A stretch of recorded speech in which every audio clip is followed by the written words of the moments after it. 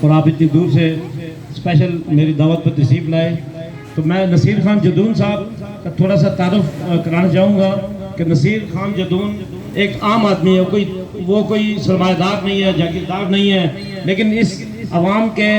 دکھ اور درد میں شامل ہونے والا اور ان کے مطالبات کے لیے کھڑا ہونے والا اور ڈیلیور کرنے والا آدمی ہے. اگر آپ وہ ٹائم پہ آ جاتے ہیں اور اپنی گفتگو کریں گے تو آپ کو سمجھ آ جائے کہ واقعی اصل لیڈر یہی ہوتا ہے جو عوام کے دکھ درد کا جانتا ہو اور بنیادی مسائل سے وہ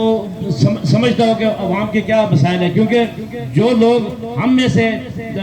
جو کھڑے ہوں گے الیکشن میں آئیں گے عام آدمی سے، وہ عام آدمی کا دکھ درد بھی سمجھتے ہیں، عام آدمی کے مسائل بھی سمجھتے ہیں. لیکن جو ہمارے ملک میں سرمایہ دار جاگیردار یہ طبقہ ہم پر، پوری عوام پر، پوری قوم پر، یہ جماعتوں پر، بلکہ سیاسی جماعتوں پر بھی یہ طبقہ مسلط ہے. سیاسی جماعتیں بھی ان جو وڈیروں سرمایہ داروں کے ہاتھوں مجبور ہیں. اب جس طرح آج کل آپ نے دیکھا ایک دنگل لگا ہوا ہے،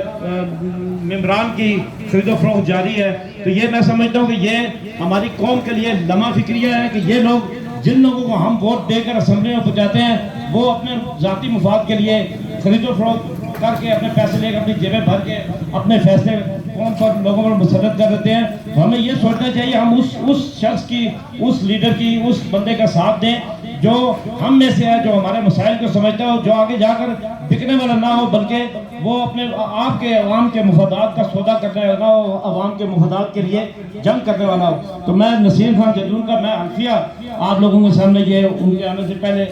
یہ بات کرنا چاہ رہا ہوں کہ وہ ایک مخلص دیانتدار عام آدمی ہے. وہ کوئی